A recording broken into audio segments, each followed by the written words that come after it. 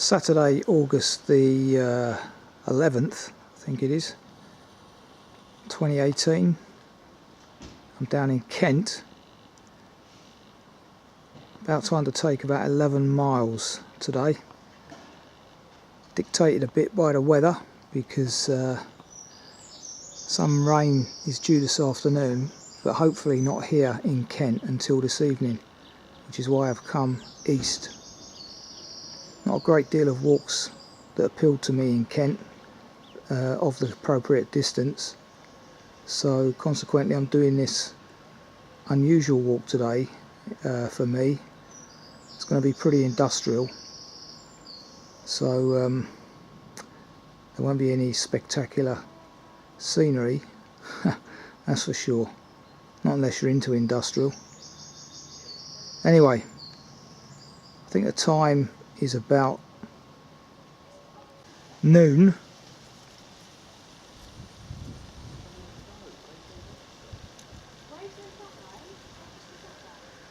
Interesting tunnel there.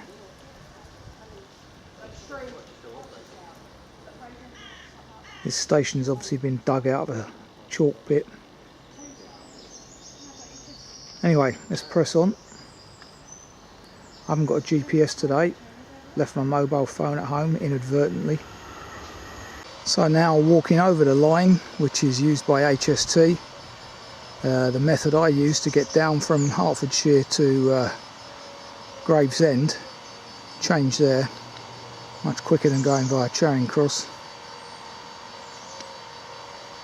Station master's house there with a footpath marker next to it. Don't take that. That used to be the former Railway Tavern pub. It's got all the trappings of a pub, probably flats now. Text refers to various road signs, but they're actually quite heavily disguised at the moment. Vegetation's got the better of them. Open field start on the left.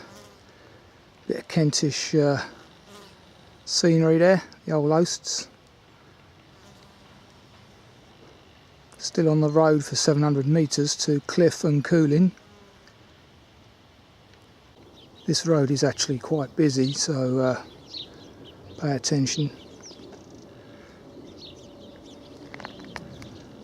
There is a lake on my right here behind all this vegetation.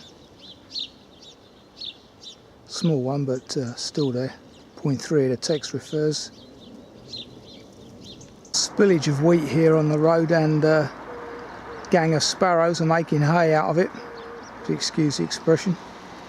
Do love to see those willows. Their silvery leaves.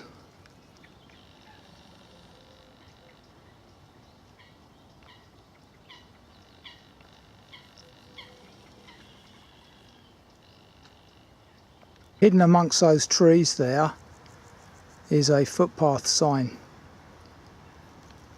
just about visible.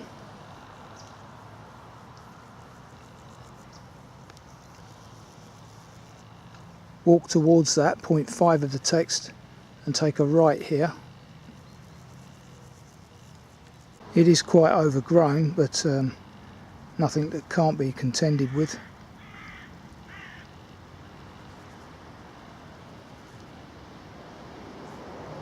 So with hindsight, you might be better walking along the road for 170 metres, because that is quite an overgrown section of walking there. But how you get here, where I'm stood next to this metal thing, from the road is anyone's guess.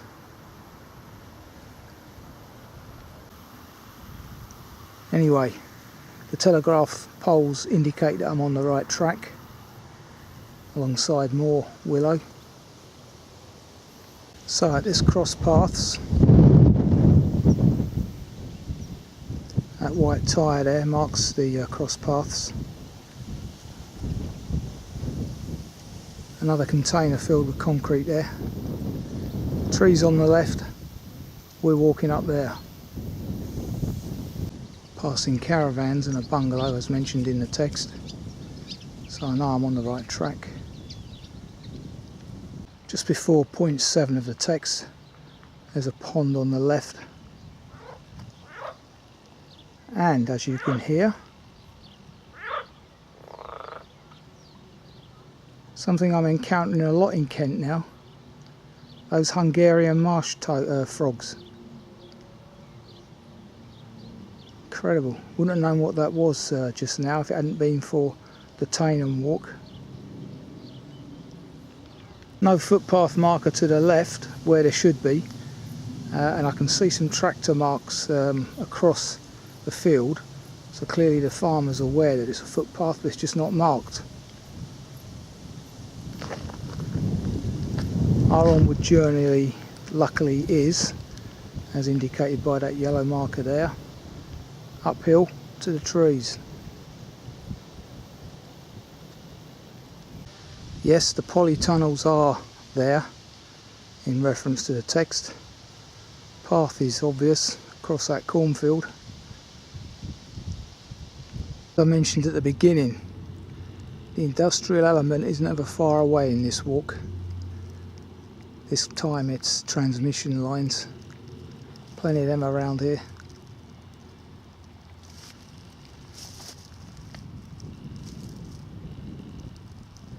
Anyway, this is the most rural aspect of today's 11 miles, I do believe. Rectangular Weetabix type bales are pretty scarce now. Most farmers seem to go for the big roll-up versions, easier to do. In the distance there, right at the max of my range, it's like a fox having a little venture out into the midday sun.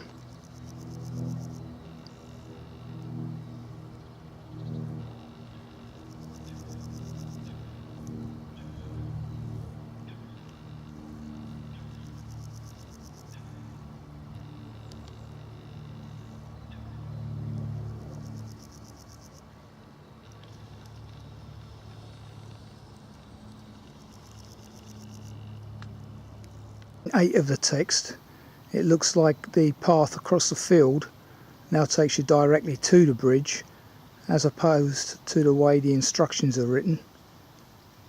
That's pretty handy though.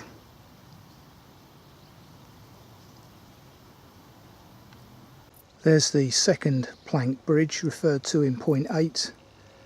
I don't see any footpath post, but I do see these massive pylons. So just aim for them, and we're about, what, 50 metres to the right. Just follow the footpath anyway, gets you there. Although there hasn't been a great deal of rain after the recent dry spell, the farmer's clearly been watering this field. So very muddy.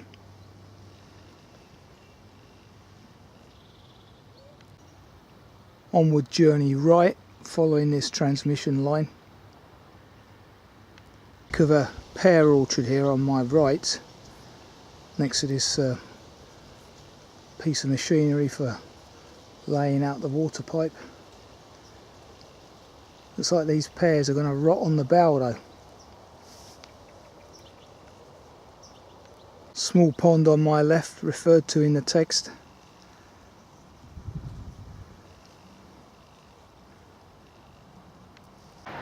Well, according to the text, we turn left here through a potentially muddy section and underneath these transmission pylons.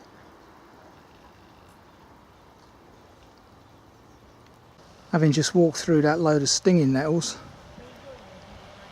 you would in fact be better turning left just beside the water pipe distributor. 9 of the text, and I'm just about to cross the railway bridge. I have seen a number of cyclists this morning. Busy cycling area it is, because it's on the level really. Passing the entrance to Buckland Farm. All quiet today. Interesting old water pump there. Okay, I couldn't see a rectory cottage, but I'm now stood outside Rose Cottage, which is opposite Rectory Road Part 2, I would call it, because I'm already stood in Rectory Road. Station Road is beyond, I would say. So I'm going to assume that this is the onward journey through this very large gap in the hedge here, and that's Cliffe in the distance.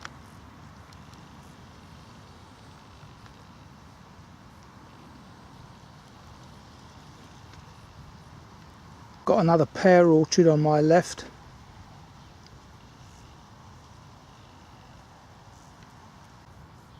And a field of maize on my right. Interesting bits of kit to collect the beans behind me, which are all nicely in lettered sections. See the water in there again. Wouldn't think we had a drought a couple of days ago. No footpath marker here. I'm assuming this tyre means I'm on the right track. Seems to be some kind of way marker in Kent. Not much else. There's the houses on the right referred to in the text anyway. There's the second of two footpath markers referred to. As I say, the first one's missing. But here's the houses and our onward journey up this path.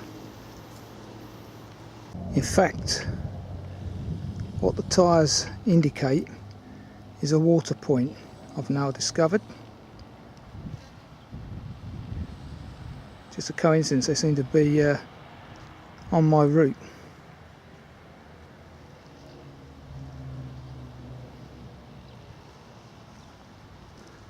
On the fringes of Cliffe now, I believe. There's the interesting half-timbered house with the two very large chimneys referred to in the text.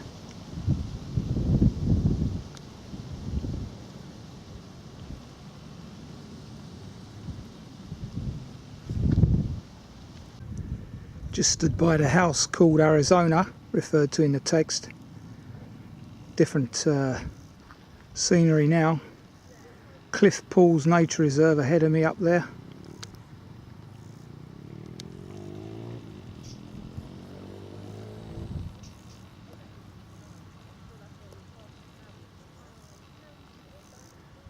This is where the walk gets industrial.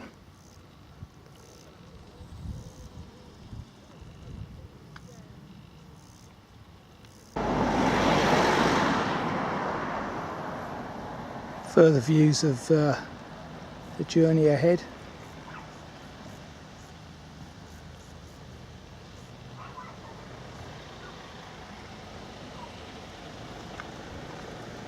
The wonderful St Helens in Cliffe, the only church in Kent dedicated to that saint, so I read in the notes. 1:45, so good timing for a respite. Information panel here on St Helen's Church, which isn't very legible unfortunately. Google it though for information, because it's well worth reading about. It has a little area in the corner which I might capture, where they used to bury the dead that used to float on the Thames. There it is, the charnel house. Funny enough, it's where the only seat in this churchyard is as well, so I'm going to be having my lunch next to the burial collection room for the Thames bodies. I notice there is a chair up on the top end of this extension to the graveyard.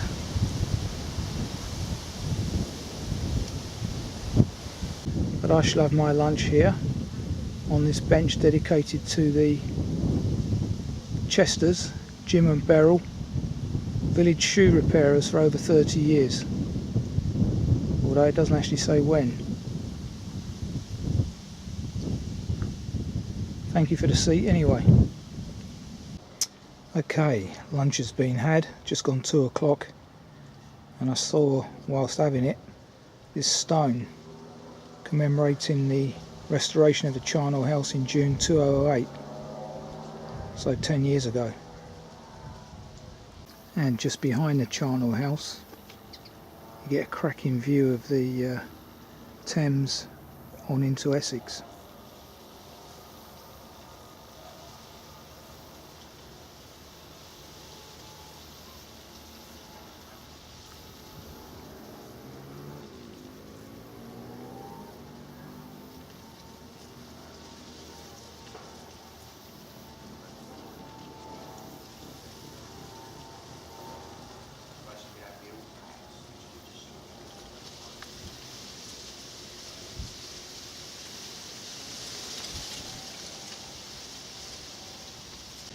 The church from another angle.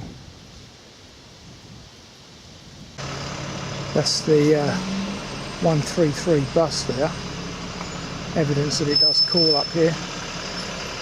That is the Six Bells pub, which is a Shepherd Neame brewery, for those that need to know.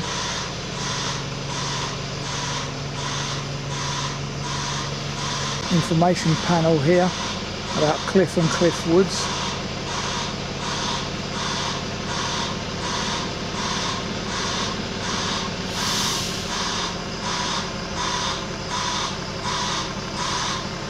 So as the bus pulls away, it might also be added that there's toilets here, public toilets outside the Six Bells.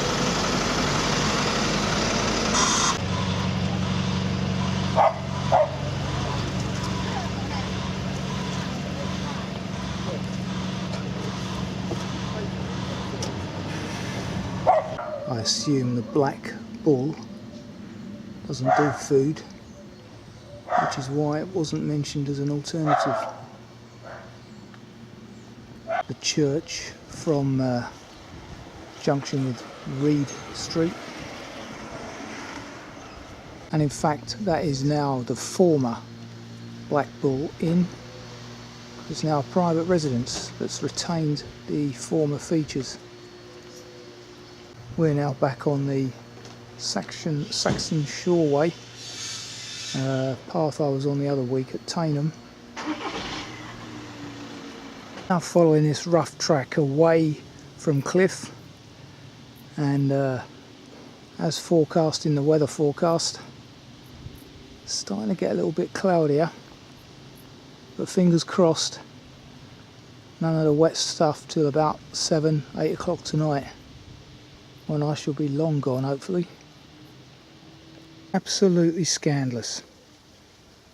Someone's come down here, Pickles Way, found a little place where they can dump all their rubbish. Absolutely ridiculous.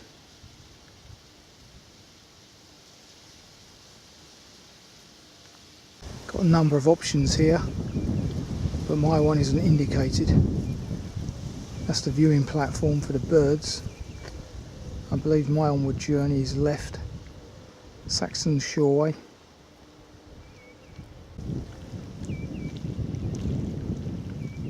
This is meant to be some arena for wild birds, waders, ducks and geese in the autumn and in the spring and autumn. RSPB reserve.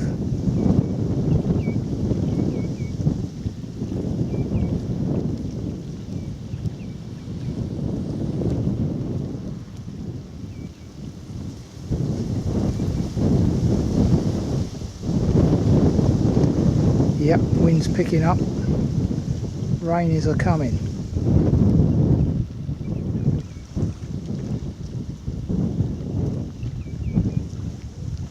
Look at that crop of elderberries out already, and there's an abundance of them.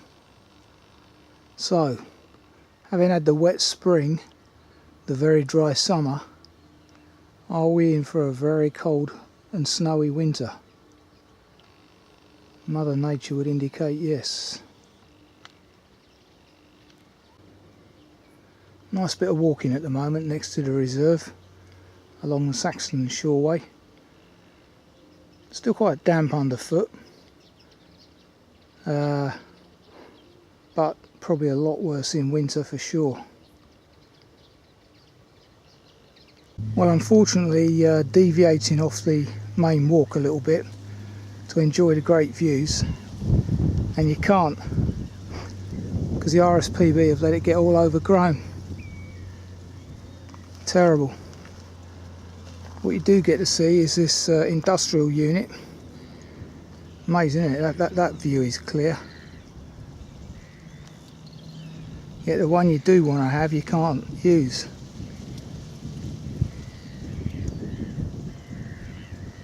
The information panel that was once here is gone. And as I say, you're hard pressed to get a decent view at all.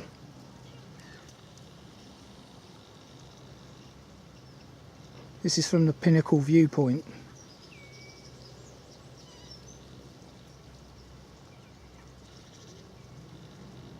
There you go, all vegetation. Bad news. It's amazing how these birds adapt to these former quarries.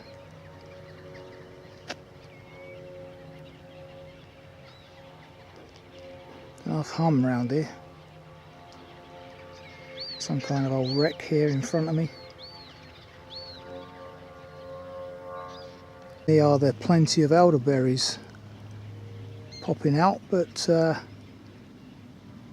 black currants as well, blackberries as well.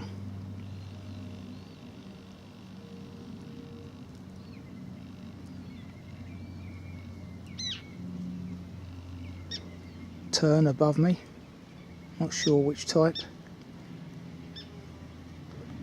The work that went into building these footpaths always amazes me as well. Clearly a lot of work. People don't remember that. There's the docks of Tilbury on the other bank of the Thames. At least that's what I think it is. Filmed it from One Tree Hill on the Langdon Circular the other week.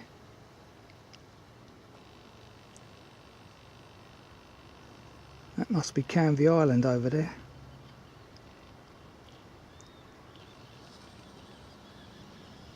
A walk I've yet to do, mainly because it's semi-industrial like this one.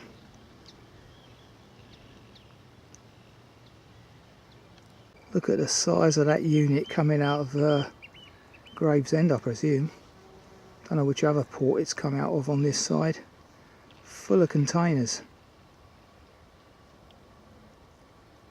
Incredible.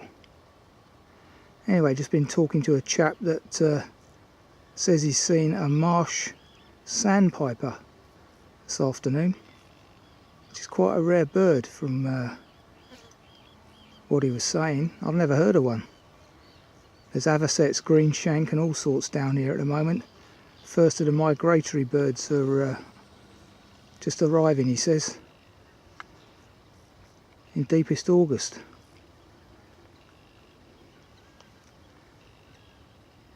Now I think he was saying to me that there are avocets over there, that flock of white, not to be confused with the neighbouring gulls nearby.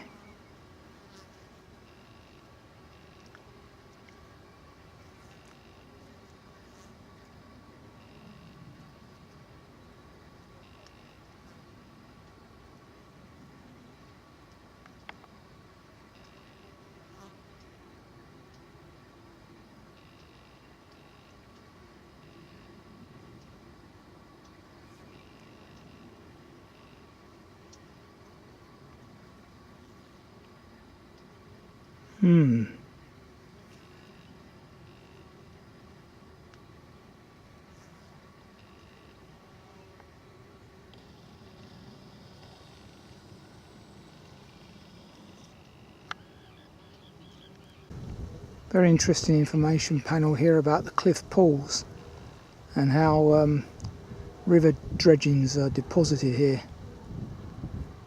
Google that if you're interested. My understanding is that that is no longer the case, because as of April a fellow walker got past that issue. Let's see. Just next to the Saxon Shoreway sign saying it's closed, you go over the wall here through those trees. Easily missed, as I just did. Through the fence. Point 20 of the text. Walking along this footpath in an RSPB reserve, and it is just heartbreaking seeing all this litter, rubbish, plastic. Look at it everywhere. It's obviously been in the ocean, now been chucked back up on land. Absolutely soul destroying. I think we've lost the fight. This can't be won, this battle. The planet's been ruined. Considering this path is an extension of the Saxon Shoreway, it's not very well maintained, nor is it much used, I would have said. Got a nice section ahead of us with brambles and God knows what else to deal with. This section is particularly hazardous. And I haven't got my secateurs today either. Something else I forgot. Old age. So here we are, we've hit the sea wall. The tide looks like it's going out now. Lots of cargo, container traffic.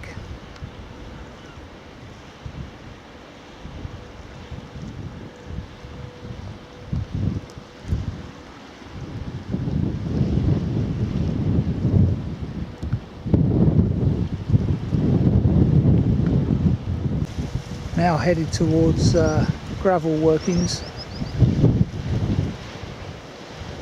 Looking out across the Thames towards Essex.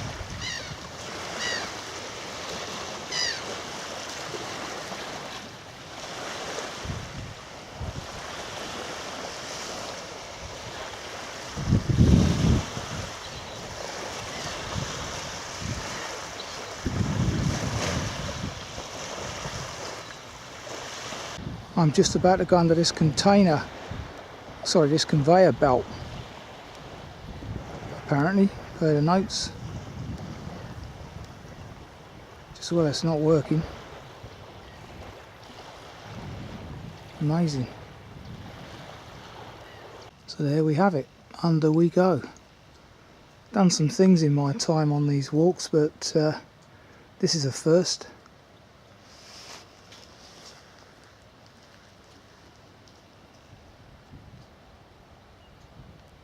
Looks almost like a gun turret, that. Just like the Isle of Dogs was in that film. Oh God, what was it called? Name escapes me now. This looks like fresh repairs here. I hope this is the section that was supposed to be closed. It certainly looks good now. So it's just past the gravel works. You can see where the old fence is and where that may have eroded, and how now it's been reinforced. Fingers crossed this is the case. So I wonder what was launched down here in years gone by.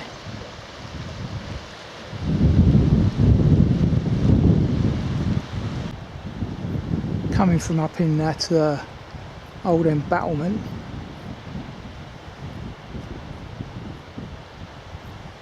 An amazing old building, that.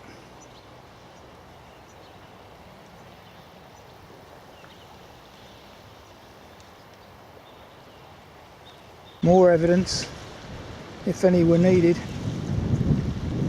As I say, it's soul destroying this. It's definitely got worse over the last decade.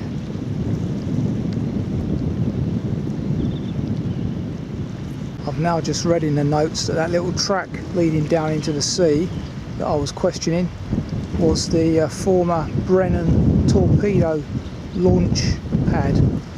So if you want to Google Brennan torpedo, which was obviously constructed in there, I believe, then you'll get the answers that I don't currently have. Chunks of this metal protector are up on the path as well. Just been ripped out of the storm defences as though they didn't exist. Must have been some storm. It's the hulk, the rotting hulk of the former Hans Egede, E-R-G-A-A-R-D-E.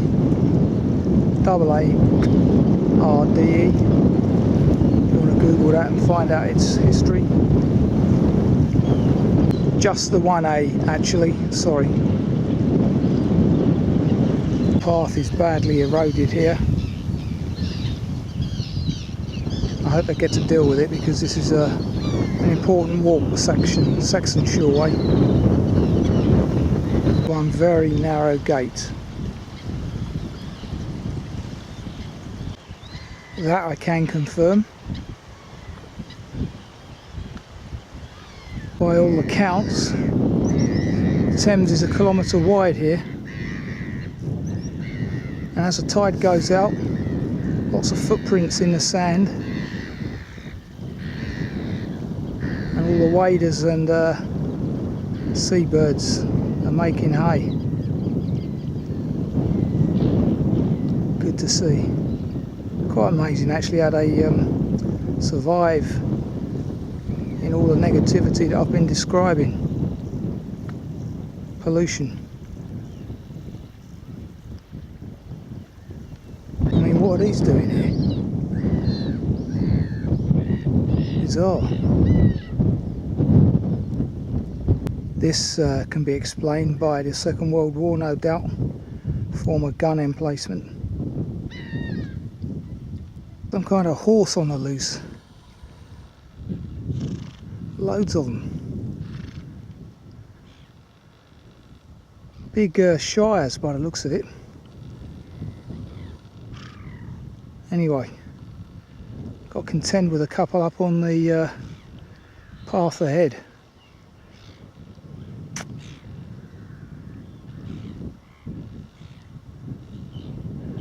Rather than cattle, I think. Something down on the lower shore there that they like the taste of. Anyway, horses are a bit more predictable than cattle, I find. No issues there. Having said that, there were a load of cattle, unbeknownst to me, in the field next door to the horses. Luckily I'm past them now.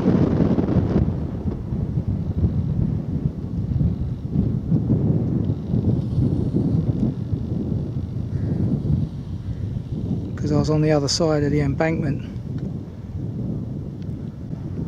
That's clever, isn't it? Just as well we're able to get past on the other side. Goes another great big vessel over there.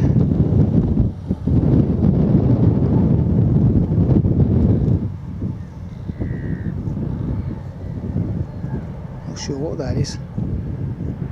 Container or... oh, it could be a car ferry by the looks of it. Don't know. One of the original footpath markers. As I say, it's a significant walk, so it needs to be preserved better, I think. Okay, about 4:30. Got sleepy Gravesend coming into view now.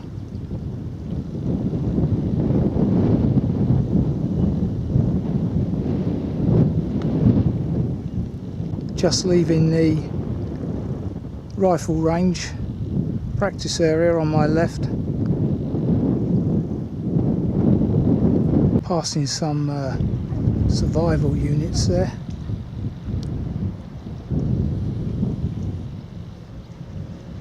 As we get closer now to Gravesend. More gravel works or minerals or something.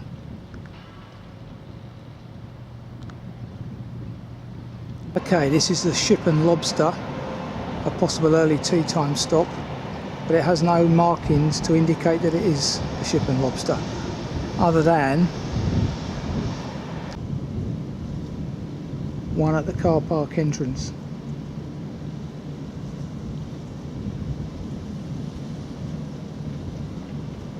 As you can see in the background, quite an industrial area here. Well, I haven't filmed much for the last mile and a half or so, because as you can see, not very pleasant really. Industrial, semi-derelict nightmare really. Really is a joke. We should be ashamed of ourselves. All builder's waste here. What kind of mentality leads to this? Absolutely disgraceful. And as you can see there, a lot of it is asbestos. So having left that monstrosity behind, still on the Saxon Shoreway, coming out into a more pleasant environment.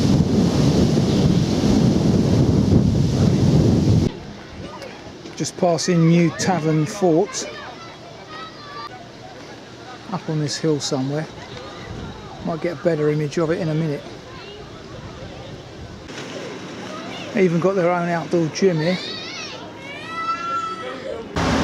Didn't pass the Crown and Thistle pub, could well have gone now, but I'm on the A226 and there's the clock tower. 5:25, indeed it is. So back at Gravesend after about 11 mile and 5.5 hours I suppose, something like that. An interesting walk, different to my usual Please ones. keep your personal belongings with you at all times when on the station, for your safety. So after that rude interruption, free walk 209 complete.